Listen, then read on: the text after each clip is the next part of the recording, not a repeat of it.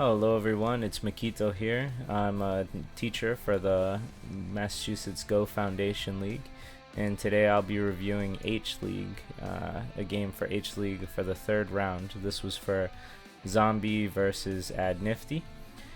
From the H League, they're usually 20Q to 15Q. So let's take a look at the game here.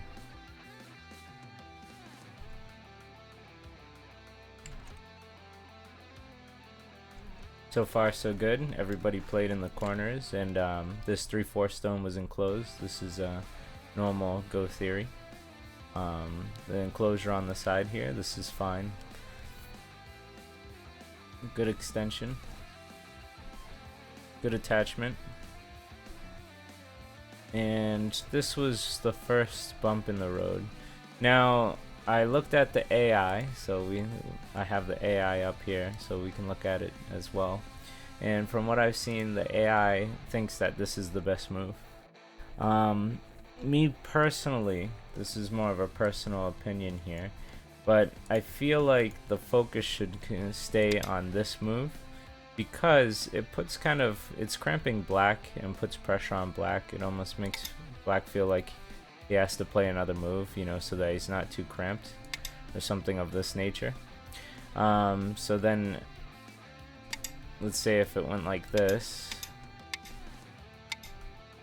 and it could continue from here. If black Ataris, then it's going to be a fight, right? And so this to me feels somewhat evenish and pretty good for both white and black. So this is like a even result, in my opinion. Where this is my first instinct here because of the tiger's mouth, but let's say if black just made a base to settle, well, now you have that Sente, so now you could play here. So the idea is that this move at 1 puts pressure on black while making territory. It is on the second line, which I usually advise against in the beginning of the game. But this move here, let's say white just played something like this. Well, now this feels really bad for white. White is 1 move away from getting Atari'd or killed, actually.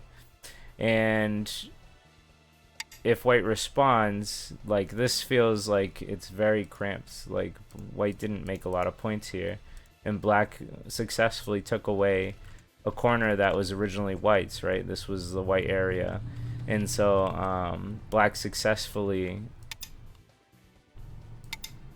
has like stripped white of its corner, and black gets the next move too, so then it could continue where it'd be something like this. And just this 1 move difference, I feel like makes a big difference. But once again, the AI said this was fine. This is just my personal opinion, but I do feel, I guess in my own style, I feel like finishing the corner and then putting pressure on black feels good at this time. And if black is able to get this move, this feels really bad for white. Like, either way, this feels not so great for white, and black can do what black wants. So anyway, that's just my opinion. Let's move on. Now this move, both me and the AI agree this is a bad move, and let me explain why. So the idea is that right now you are almost trapped in a corner, right? Like, you don't have a lot of potential to get out. And so black's job is to surround white and try and make it so that white can't either live in here or make points. So when you play a move like this makes it very easy for black to surround your 3 stones and limit your eye space here. And even if you get out, you can't really get out, if that makes sense, and you're still at risk of dying. Or if it was played like this, even if black played something like this, right? Like, white is gonna have trouble getting out. The point is that you're not making a lot of points here for white, and you're risking yourself of dying.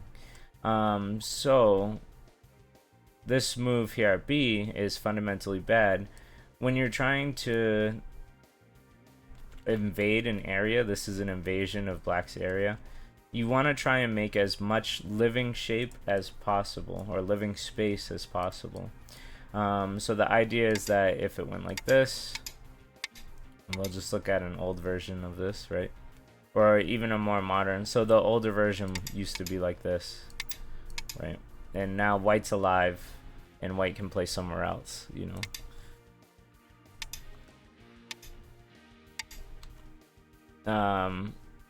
So yeah, white has made more than enough living space, so white doesn't have to worry about dying now, right?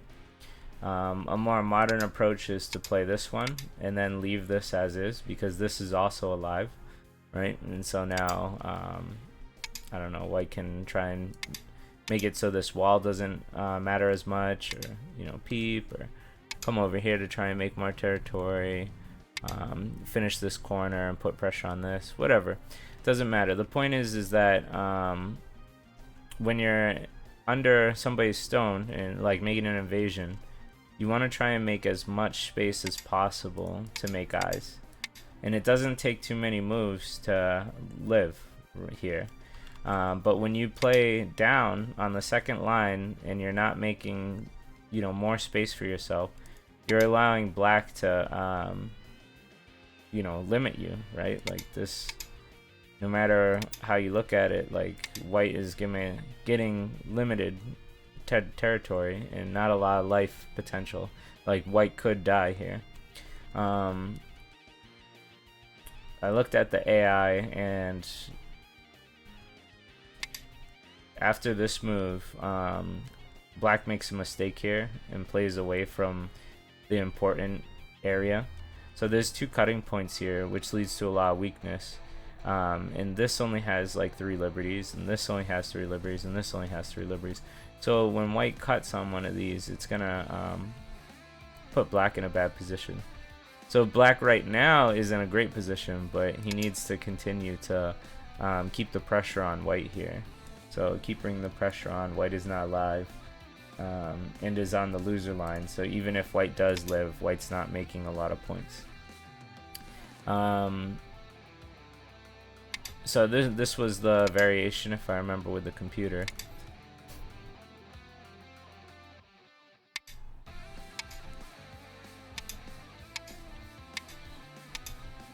And you can see that white, I think it goes like this, and then black played here. Yeah, so white has now built a wall facing his stones, so this is decent. And it's more than halfway from the board. This is the halfway point of the board. And this is at least 2 more lines from the halfway point, so that's good. And black ended up getting, it looks like these are dead in my opinion. And black also got a nice wall facing his stones. So this came out as good for black, but this was the best white could do if black played appropriately.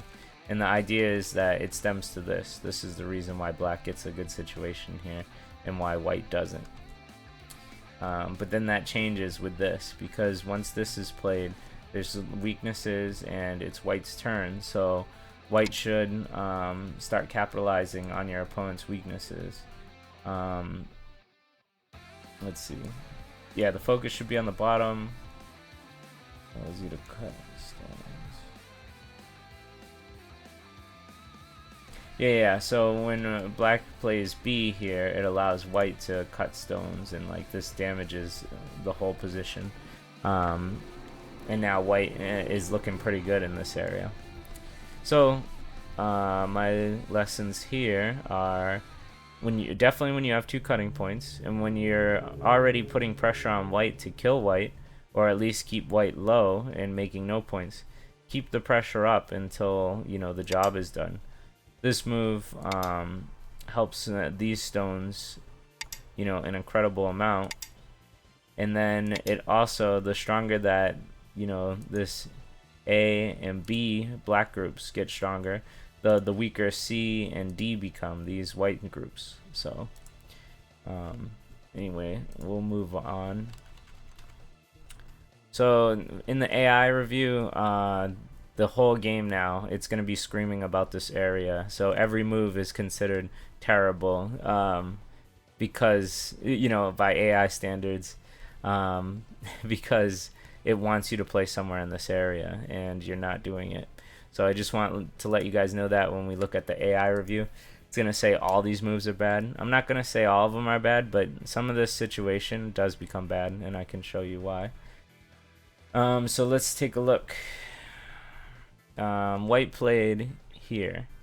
I usually don't recommend playing this type of stuff because black can immediately start creating weaknesses in your shape. Sometimes it's good, but in this case I wouldn't say so because there's too many weaknesses here. And when white fixes, well, let's just talk about it more before I even show that. So my first, like I said, instinct is to just finish the corner here, because the corners are, you know, usually the most important part when you're doing the opening. And so you could expect something like this, and you know, to me it leads to an equal result. Either black will play here or here, and then the fight continues. And white, I don't feel bad as white because this corner looks pretty secure. So this stone is too close to white strength, so it's not going to do much other than get attacked. You could argue that it's going to try and attack these, which it, you know, it can, but it's an even fight. So, and white has plenty to run. So, and he's ahead in the race, right? Like if we look at this as a race, white's ahead, so white has the advantage here compared to black.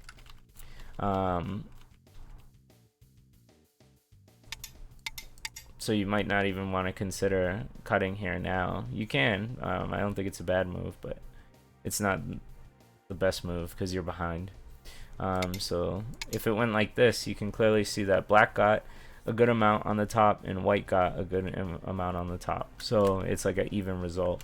And this all stems from white playing here and staying safe and solid. Now, if your goal was to build a wall this way to face your stones, then instead of this jump, I would just break the tiger's mouth immediately. This creates some weakness here, and it just continues the fight. Something like this. Or you can double Hane, and then you gotta read these cuts, but it looks good for white's favor. If it went like this, it looks actually pretty similar to the other result. So like black is really close to white's thickness, and white doesn't look too much in danger, so black has kind of a disadvantage because it's behind in the race. So anyway, because white played here, it allowed for this and it allows for this. So it's like you can either go for the split or you can counterattack on the side.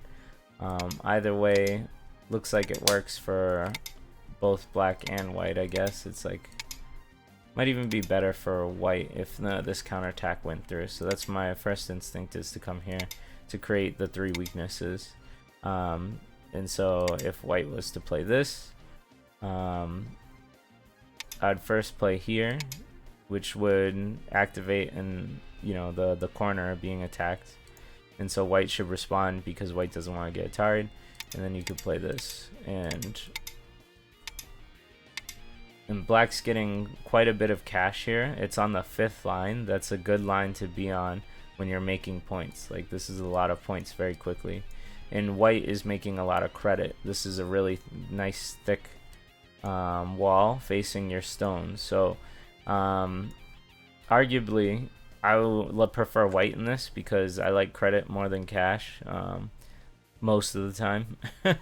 But this is still a lot of cash, and I wouldn't argue that this is a bad result for black. And it stems from pushing in and trying to fight. So I wrote here to push back against the enemy. If your opponent presses on you, you can fight back, and then do so. Keep up the fight, don't submit. So that, I wrote that incorrectly the wrong grammar, but yeah, and the idea is that you can fight back here and get a better result if you just submit. So in the game, the actual game, you played here and then here, so there was like 2 opportunities to start a fight. and keep the pressure on, you know, and push back the enemy. But instead you submitted twice, right? And now white just thickens himself, and you can see this is a really, really thick position, which is even better for white than the other results. The other results, you know, there was, let's look at this game, right? You're making 2, 4, 6, 8, 10, 12 points, but you're giving white an insanely amount of credit. Like, this is possibly could be worth 80 to 100 points, maybe something like that, versus like 12. So this cash isn't a lot, while white is getting an incredible amount of credit. Whereas in these variations where you'd fight, it was the opposite, right? Like, black was making way more cash. Like, this is worth way more than 12 points. So, you know, take that as you will. But let's continue. So yeah, I wouldn't submit like with these type of moves where I'm only playing on the third line and white's getting a huge wall that could lead to more points. But to be fair, I think in the AI, the game was fairly close up until this point. I think we'll look at the AI after I go through all these, so we can judge the score. But yeah, it's just, as a human player, I wouldn't really enjoy being black in this situation. This was a mistake. It looks good. 1 second. Sorry about that. It looks good because this stone is working with this wall. Oh, one more. Sorry. So it looks good because this stone is working with this wall, but now black still has that chance of keeping these split and killing A, you know. So I mean, it is a good move, I'm not gonna say it isn't, but this still should be the focus, like down here. That's all I'm saying. But this one, so like this didn't break a fundamental, so I didn't like write it down. That's just my opinion, I guess. But this one in particular does break a major fundamental principle that you should understand and learn. So first off, white has what I would call a strong group. And if you don't know what I mean that it has lots of liberties and it has lots of influence, meaning that it can put a lot of hurt on this B stone. And so by playing this close to this thickness, this strong group, you're not going to get a huge benefit. In fact, if white played correctly, now black would get really damaged here, right? Like, where can black go? You know, up and over. But regardless, black doesn't really have too many good moves to get out of here. So white is now like building a huge bottom side while attacking this black stone. And the way that it works is that because you played so close, now you can get pincered and pushed up against this wall. And let's say you were to like Tanuki here now or something. Well, now white can really just continue to push you up against this wall, and it's just incredibly good for white and incredibly bad for black. So you don't want to play too close to your opponent's strength. And strength is like how many liberties they have, how much influence it projects, and if it's alive or not. So if this was like had 2 eyes, then this is extremely strong. It doesn't have 2 eyes, but it still looks really tough because of all the liberties and the influence it has. So a better move to look at would be considering A here. And the reason is because on both sides you can make a 2-space base. This is an ideal invasion point here to stop white from making a lot of points on this area. Because no matter which way white attacks, you're going to be able to make a 2-space base. And 2-space bases are fairly safe. I mean, you still have to work at saving them, but it is much better than playing one stone this close to this wall and then getting fully attacked and having no options, right? You can't make a 2-space base. You can't really do much, so all you can do is run. And then white can keep harassing these stones and building the bottom side while attacking. So, yeah, so don't play too close to your enemy's thickness. This move, it has a fundamental issue. So let's take a look here. I showed you before, this is probably the most ideal attack, second to this one. So either or, these ones or this one. But this move plays too close to white's thickness. So if you have a strong group or a big wall, you don't want to play this close for multiple reasons. One, let's take a look here. If, let's say, you were making this for territory, which this isn't even guaranteed, but the idea is you're only making 3 lines of territory. Very, very small and inefficient. Go is all about efficiency and making the most points you can. So, this is very small and inefficient. Now, if you played over here, this was only 3 lines, but this is at least, yeah, it's 8 lines. I mean, you can use the board here to count. So it's 8 lines of territory. So this is much bigger in, a ratio of 8 lines versus 3 lines. And it's much easier to control because you got friends who are already making like good territory. So you really have to consider that. And what I highly like for you to remember how this works is, if you have strength, don't play too close to it. Play on the opposite side and push black into it like it's a net. Like you're trapping fish or an animal. You have a trap set here, so you want to push that animal into that wall, right? And if black was to Tanuki or something, now you could really push that into the wall, and it would have a lot of trouble. I would have no doubt that black would just get killed. So yeah, so really this is a super important concept that even 10 Qs have trouble with, or even 8 Qs or 7 Qs have trouble with. But if you listen to this and try and put it into practice, you're gonna grow much stronger, much faster. For both players. One, you shouldn't play too close to the thickness, and two, if you are the owner of the thickness, you shouldn't be attacking on this side or playing this close on this side. So play away from thickness. That's what I gotta tell you.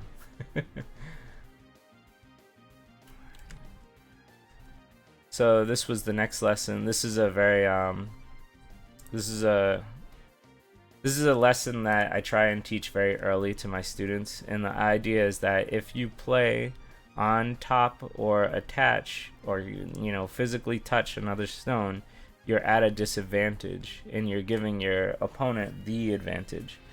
So this is how it works. With B and A, let's do an example out here. So if black was here and white played here, well, guess whose turn it is? Now it's black's turn. So no matter which way you look, black goes before white.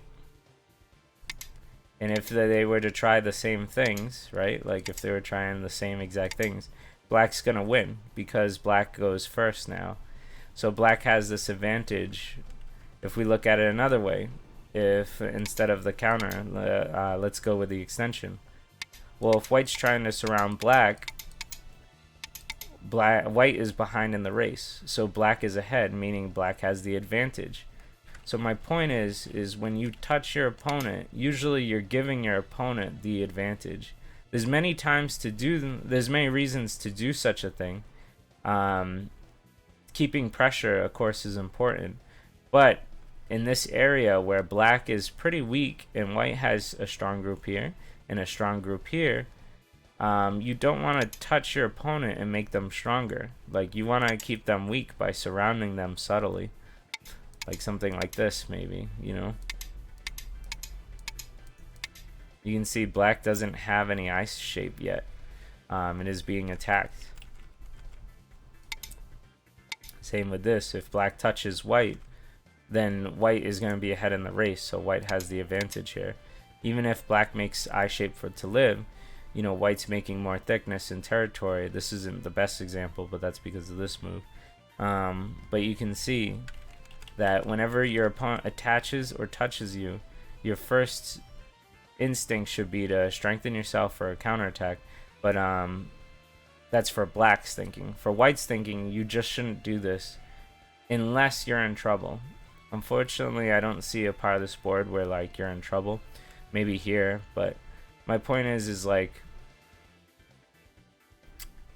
yeah, my point is not to touch your opponent if they're weak. You want to continue to fight them from a distance and subtly surround them. But if you try and press up to them, they're just going to get stronger and stronger and stronger, and you're not going to be able to catch them. So you have to play smarter than that. You got to be smarter than that. Don't touch when they're weak. Touching stones will give the next turn to your opponent either to strengthen or counterattack. So yeah. I didn't like A too much because I feel like it gives white this opportunity.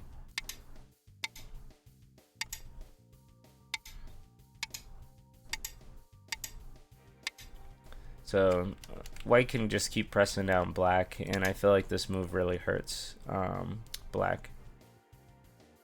Possibly even separating it if we went this route. So now this stone gets separated from these stones. I'm not saying this is the best situation, but the idea is that, you know, by not extending or not counterattacking, you're giving white an opportunity to surround you or attack you. So anyway, yeah, the rule applies on the opposite side. So for white, you don't want to touch your opponent to make him weak, make him stronger, because black's gonna get stronger. And for black, you should focus on getting stronger. So I'm thinking that this move, like if white was to play here, well, now you'd be able to cut it. Well, maybe not cut it, but you could play under, and your stones are fully connected, and they're pretty much getting very close to 2 eyes. So black's becoming very strong, and white got hit on the head with 2 stones, making a weak shape. And then this is the counterattack. If you're trying to get out this way, you know, you could see that, you know, black is going to have an easier time of making lots of living eye shape. And if it went like this, you know, black has the opportunity of trying to get out into the center. But yeah, so usually when somebody touches you, you want to either extend in some fashion. This is much better. This looks bad. So I'd extend here, or like this looks bad too. So what my point is you want to find a good extension. So like this would be the best one, or you want to counterattack with a Hane. That's like, you know, some of the #1 rules you guys want to learn when it comes to physical fighting, physical contact. And what did I write here? Don't attach your opponent when they're weak. Yep. Being hit or having someone attached to you should strengthen you, usually with an extension or a Hane. Yep. Okay. So let's look at the last thing. This was good. White was able to now finally save these stones and hurt these stones, and it's working with these to make points, so that was a really good move. And then this was not a good move for multiple reasons. One, even if black just ignores this or something, like this feels bad for white, because now black is breaking this this connection here between these two groups, and like these could have been your points, right? Like if you just played here, but that's fine. So, and this was although this is like a mistake, I wouldn't say it broke a fundamental rule, other than that black touched you, so now you go back to this rule. You've been touched, so now you should get stronger, right?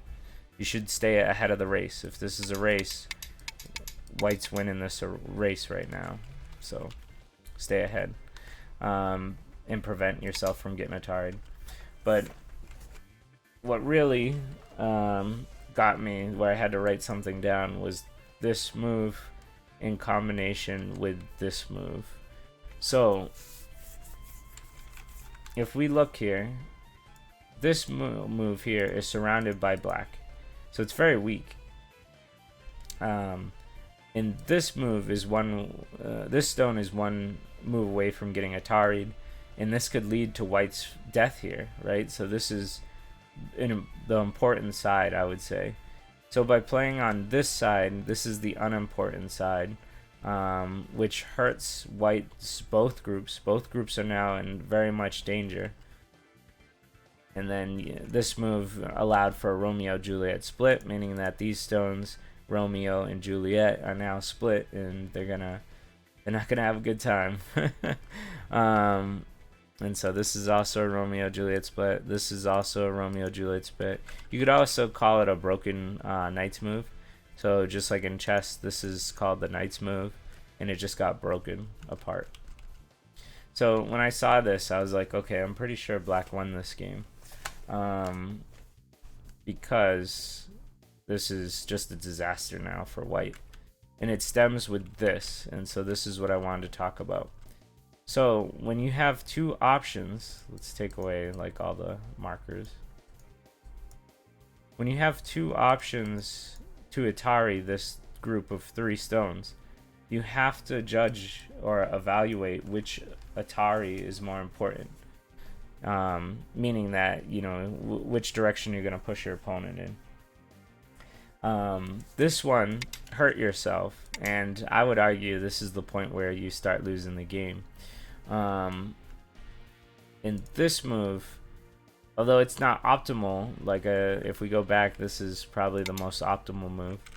But even though this isn't the most optimal, you can see that this Atari's this stone, Atari's these stones, threatens to Atari these stones, so maybe black will respond again, right? And then white can fix his problem here, and now white pretty much has 2 eyes and a big wall facing his open area, so semi-open area, I should say. But you know, white's making points and doing the best he can. Whereas, and if you ask like, what about these? Well, no matter which way, black is going to be in trouble. First of all, I'd take this Atari, and then I would play something like this. And black doesn't have room for eyes here. Like this, it's not going to happen for black.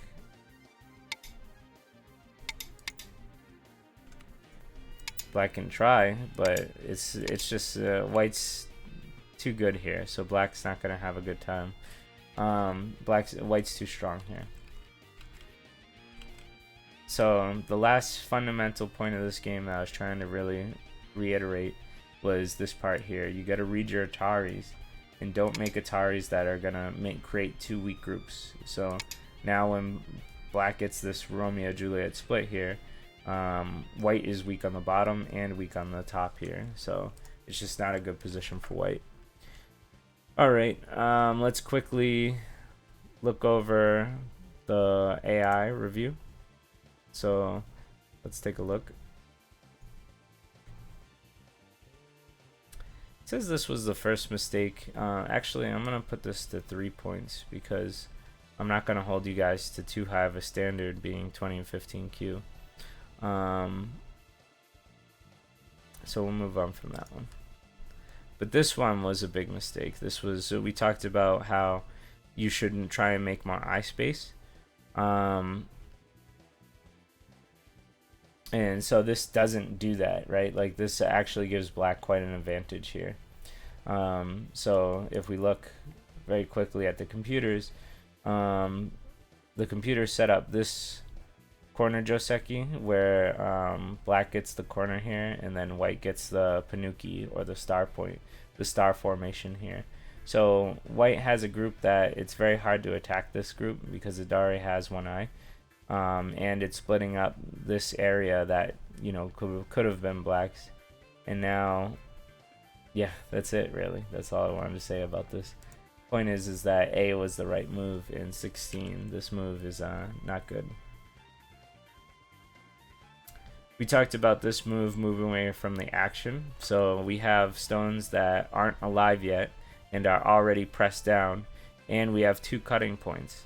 So this is the area of focus. And so if we played A, you know, we looked at this variation where white played this, and black keeps the split between these two groups. Black gets to capture a stone, and then white uses these free exchanges to build a bigger wall here. Okay.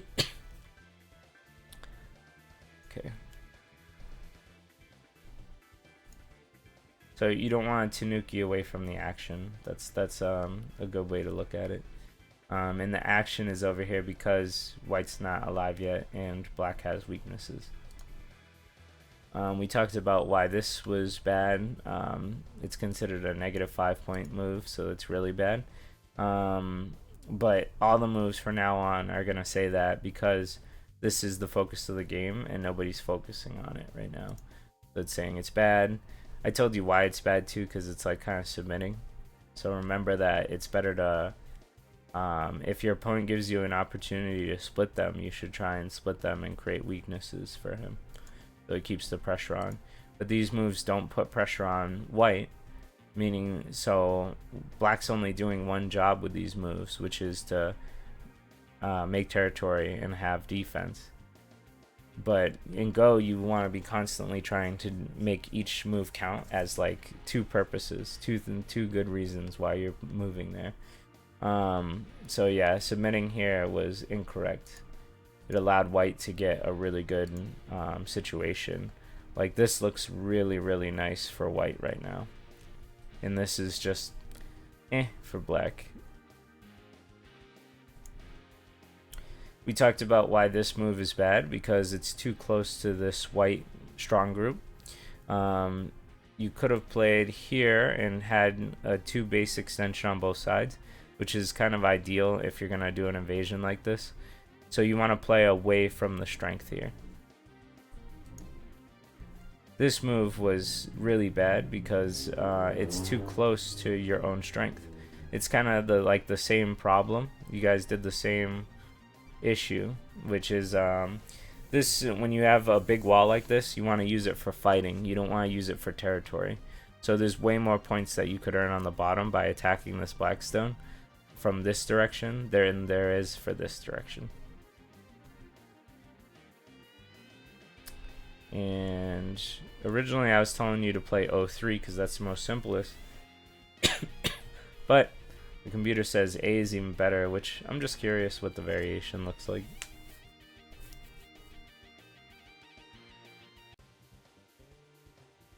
I see. So black has too many weaknesses here, so that's why white can play a stronger move. That's what I'm getting from what the AI is telling me here.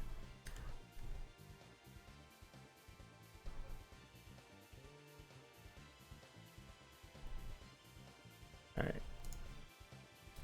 And the final part was this one. This is, like I said, if we look at the game as a whole, you know, black was only up by 2 points. So the game was still fairly even. It could have been anyone's game. But once this move was played, now we have like a -8 move. So now black's up by 10 points. And 10 points is a lot. So it can be pretty difficult to come back from 10 points if you guys are evenly matched. So yeah, that was it. That was what I went through. We can quickly look over, you know, I guess the next 100 moves just very quickly. So I talked about the Romeo Juliet split. It's not good to play moves that can be broken so easily. It's very easy for black in one move to just break apart this formation, destroying this wall and hurting these stones on both sides. So now you can see black's up by almost 20 points because of a move like this. So you want to advise making bad shape that can be broken easily, and this is a move that can be broken easily. Same with this can be broken easily. Same with this can be broken easily. And for black, I think I would have continued just coming out because these stones are getting swallowed already. But I can see why you just wanted the kill, so technically it's negative, but it's fine. Let's see if there's anything like super important that I feel needs to be addressed. I mean, honestly, at this point, you can tell that black has such a strong lead in this game. Unless black makes a big mistake, then black's gonna win, and it all stems to the 10 like major fundamental points that we talked about. So I think I'll leave the game here because this gives you a lot to work on. You know, I hope this helps, and I hope you guys are having fun. This was the third round game, but I know it was played at the end of the league, so I hope you enjoy yourself, and I hope I see you guys next time. Take it easy.